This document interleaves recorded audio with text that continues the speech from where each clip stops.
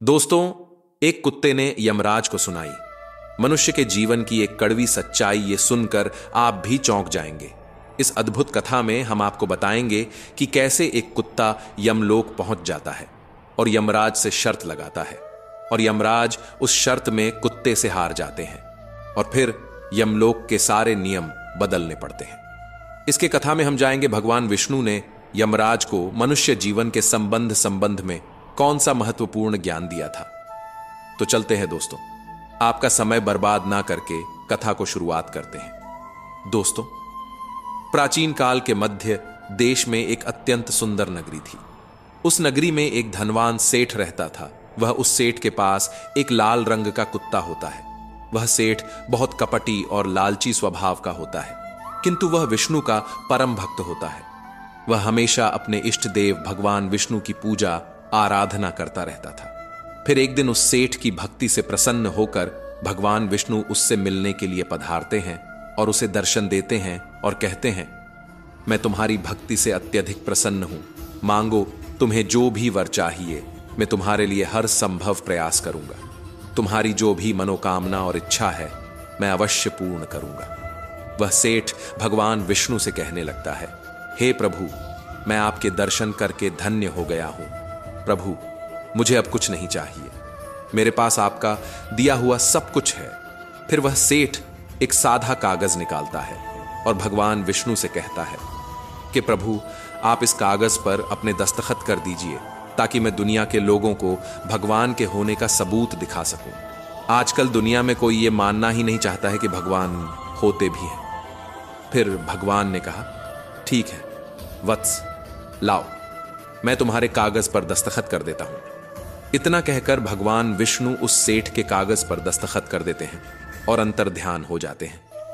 फिर वह सेठ उस कागज को हमेशा अपनी जेब में ही डालकर रखता था ताकि वह दूसरों को भगवान के होने का सबूत दिखा सके।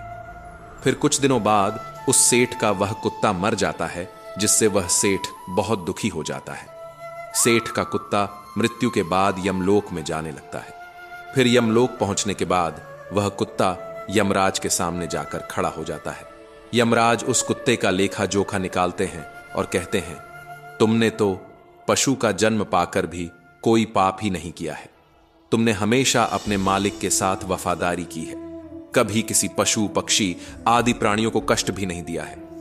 तुमने अपने सभी काम बड़े ईमानदारी के साथ किए हैं। तुमने एक कुत्ते का जन्म पाकर भी कोई भी घृणित कार्य नहीं किए हैं। तुम्हारे सभी जन्मों के पाप अब नष्ट हो चुके हैं। अब तुम बताओ, तुम किस लोक में जाना चाहते हो? तुम जहां चाहोगे वहां तुम्हें भेजा जाएगा। तुम जिस प्राणी का जन्म चाहते हो वह जन्म भी तुम्हें दे दिया जाएगा। हम तुम पर बड़े ही प्रसन्न हुए हैं। शीघ्र बताओ, तुम्हारी क्या इच्छा है? फिर वह कुत्ता बोलता है, हे धर्मराज, आप चाहे मुझे नरक में भेजो या स्वर्ग में, मैं कहीं भी जाने के लिए तैयार हूं। लेकिन मेरी आपसे विनती है कि मैं जिस भी स्थान पर रहूं, मैं किसी भी मनुष्य के बंधन में ना रहूं। मुझे किसी मनुष्य की गुलामी ना करनी पड़े और ना ही मुझे मनुष्य का जीवन चाहिए है। आप कृपा करके मुझे कोई उचित स्थान प्रदान करें। कुत्ते की बात सुनकर यमराज आश्चर्यचकित हो जाते हैं और सोचने लगते हैं कि मनुष्य का जीवन पाने के लिए तो देवता भी तरसते हैं, फिर यह कुत्ता मनुष्य का जीवन ना देने की कामना क्यों कर रहा है? फिर यमराज उस कुत्ते से कहते हैं, तुम मनुष्यों से इतनी घृणा क्यों करते हो? मनुष्य का जन्म पाने के लिए तो बड़े से बड़े देवता भी तरसते हैं। पृथ्वी पर तो मनुष्य का जीवन ही सर्वश्रेष्ठ होता है। फिर क्यों तुम मनुष्य का जन्म नहीं पाना चाहते हो? इससे पहले तुम्हें कभी मनुष्य का जीवन नहीं मिला है। शायद इसीलिए तुम मनुष्य जीवन के फायदे भी नहीं जानते हो। तुम एक बार मनुष्य का जीवन प्राप्त करके देखो, तुम्हें पता चलेगा कि उसके कितने फायदे होते हैं। यमराज की बात सुनकर वह कुत्ता कहता है, यमराज, मैं जानता हूं कि मनुष्य का जन्म कितना अनमोल होता है, लेकिन मनुष्य बड़ा ही स्वार्थी, कपटी और चालाक होता है। जब वह अपना मतलब देखने लगता है तो बहे सही गलत सब पाप पुण्य सब कुछ भूल जाता है। उसकी तृप्ति किसी चीज से नहीं होती है। सारे संसार का धन भी उसे मिल जाए तो भी वह संतुष्ट नहीं रहता। उसकी भूख कभी भी नष्ट नहीं होती है। मनुष्य बड़ा ही असंतोषी होता है। वह अकारण ही दुखी रहने लगता है। और दूसरों को भी दुख देने लगता है। मनुष्य मुझ जैसे बेजुबान जानवरों को अपना गुलाम बनाकर रखता है और अपना काम निकलवाता है। इतना ही नहीं, मनुष्य तो भगवान को भी धोखा दे देता है। इसीलिए मुझे मनुष्य जन्म चाहिए ही नहीं है। यमराज कहते हैं, हे श्वान, ये तुम क्या कह रहे हो? मनुष्य भगवान को धोखा भला कैसे दे सकता है? तुम बताओ तो जरा, मैं भी तो जानूं। फिर कुत्ता कहता है, यमराज, मनुष्य जब मंदिर में जाता है तो स्वार्थी मन से भगवान की पूजा करता है। भगवान से कहने लगता है, हे भगवान, मेरा ये फलाना काम करवा दो। मैं इतने पैसे चढ़ाऊंगा, दान धर्म करूंगा, भंडारा करूंगा, गरीबों को कपड़े दान करूंगा। लेकिन जब उसका काम पूरा हो जाता है तो वह सब कुछ भूल जाता है। आगे बढ़ने की होड़ में वह अपनों का ही शोषण करता रहता है, एक दूसरे की टांग खींचने में लगा रहता है। न खुद ऊपर उठने का प्रयास करते हैं, न दूसरों को उठने देते हैं, न चैन से खाते हैं, न चैन से खाने देते हैं। अपना काम बनाने के लिए दूसरों को धोखा देता है। और उसकी धूर्तता तो देखिए, वह भगवान को भी लालच दिखाकर अपना काम बना लेता है। फिर जब काम पूरा होता है तो कहता है, भगवान के पास तो सब कुछ है, मैं उन्हें क्या दे सकता हूं? इस प्रकार से कहकर वो अपनी बात से मुकर जाता है। हे यमराज, इंसानों के बुरे कर्मों को गिनाते गिनाते मैं थक जाऊंगा, लेकिन उसके बुरे कर्म समाप्त नहीं होंगे।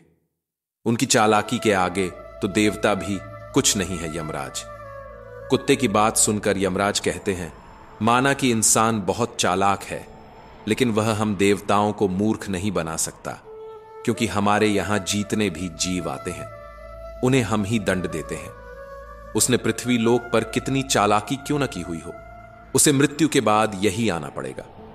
सभी इंसान यहां पर आकर हमारे सामने रोते हैं, माफी मांगने लगते हैं, नरक जाने के भय से और मेरे भयंकर रूप को देखकर थर थर कांपते हैं। मुझे देखकर सभी मनुष्य हमारे आधीन रहकर ही काम करते हैं।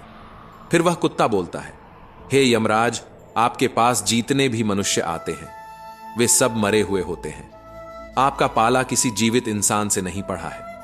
यदि आप किसी जीवित इंसान को यमलोक लेकर आओगे, तब आपको पता चल जाएगा कि जीवित इंसान कितना खतरनाक होता है। कुत्ते की बात सुनकर यमराज को आश्चर्य हुआ और गुस्सा भी आ गया। वे सोचने लगे, ये तो हमारे यहां आकर हमारा ही अपमान कर रहा है। इस तुच्छ कुत्ते को दिखाना ही होगा, हमारे सामने कोई इंसान कुछ भी नहीं है। इंसानों की चालाकी हमारे सामने नहीं चल सकती है। इस बात को साबित करने के लिए यमराज अपने दूतों को बुलाते हैं और कहते हैं, जाओ और इस कुत्ते के मालिक को जीवित ही उठाकर यमलोक लेकर आओ।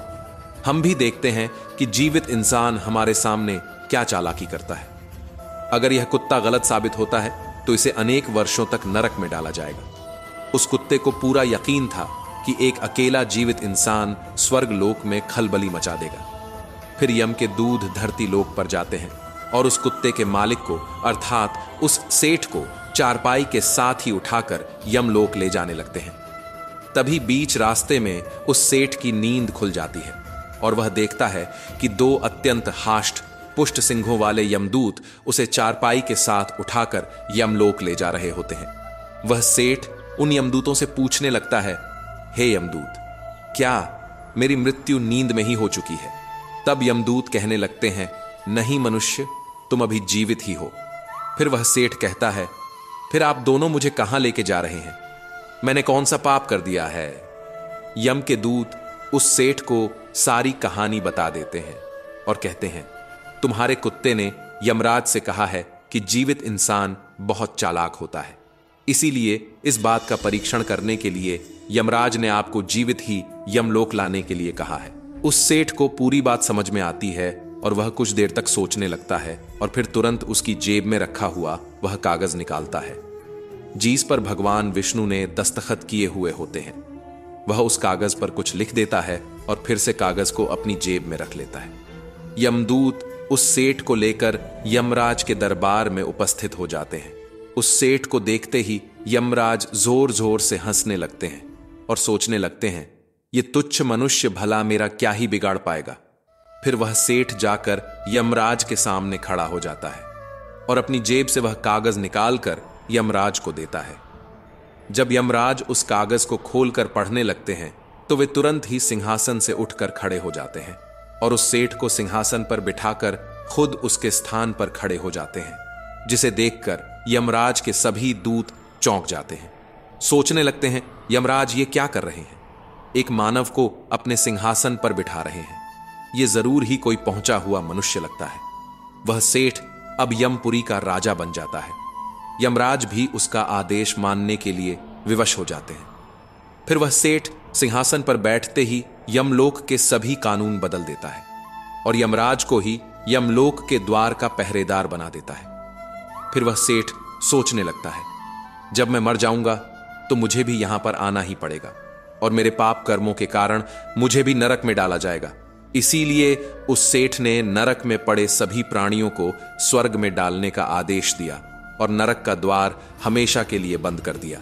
और फिर सभी यमदूतों को आदेश दिया कि आज के बाद किसी भी प्राणी को नरक में नहीं डाला जाएगा, सभी प्राणियों को स्वर्ग में ही भेजा जाए। सेठ के इस आदेश को सुनकर स्वर्गलोक में खलबली मच गई। सभी देवता हैरान हो गए, लेकिन वे कर भी क्या सकते थे?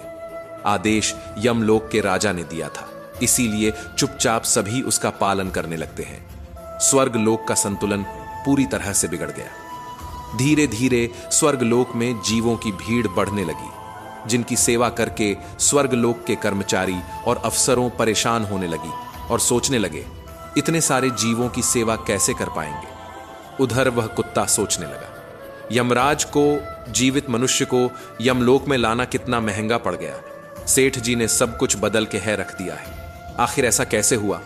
फिर वह कुत्ता अपने सेठ के पास गया और पूछने लगा, सेठ जी, आपने ये सब कैसे किया? अब तो आप यमलोक के राजा बन गए हैं, अब मैं सारे जीवन आपका दास बनकर रहूंगा। कृपया आप मुझे बताइए कि आपने ये सब कैसे किया।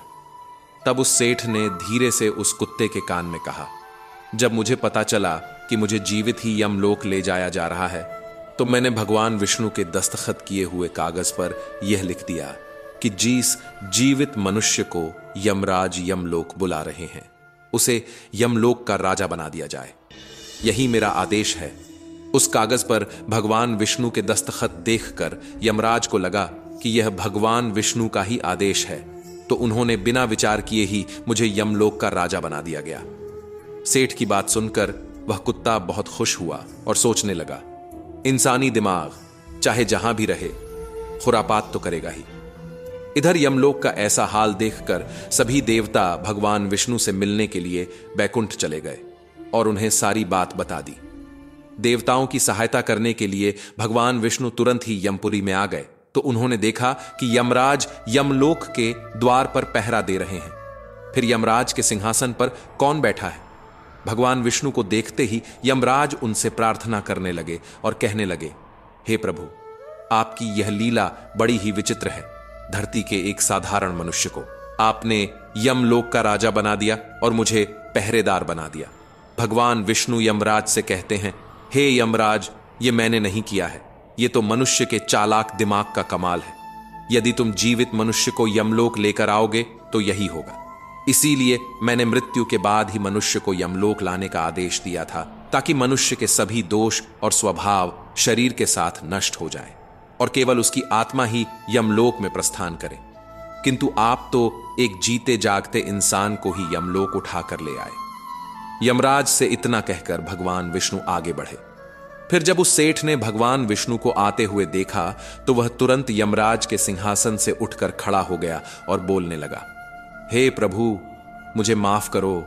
मैंने अपने कुत्ते को नरक में जाने से बचाने के लिए और मनुष्य की बुद्धि का बल दिखाने के लिए ही ऐसा किया है। मैं आपके द्वारा दिए गए वरदान का दुरुपयोग नहीं करना चाहता था। हे प्रभु, मैं आपके दर्शन करके धन्य हो गया। अब मुझे किसी चीज की अभिलाषा नहीं है। फिर भगवान विष्णु मुस्कुराए और उन्होंने उस सेठ को क्षमा कर दिया। फिर वह सेठ को धरती लोक पर वापस लौटा दिया। भगवान विष्णु ने भी यमराज को फिर से यमलोक की सिंहासन पर बिठा दिया और वे भी बैकुंठ लोक लौट गए। यमराज फिर से अपने सिंहासन पर बैठ गए। तब वह कुत्ता यमराज से कहने लगा, हे यमराज, देखिए, आपने जीवित मनुष्य की चालाकी, एक जीवित मनुष्य क्या क्या कर सकता है। इसीलिए मैं मनुष्य नहीं बनना चाहता हूं। मनुष्य जब स्वार्थी बन जाता है तो वह अंधा हो जाता है। उसे दोस्त परिवार दिखना बंद हो जाते हैं।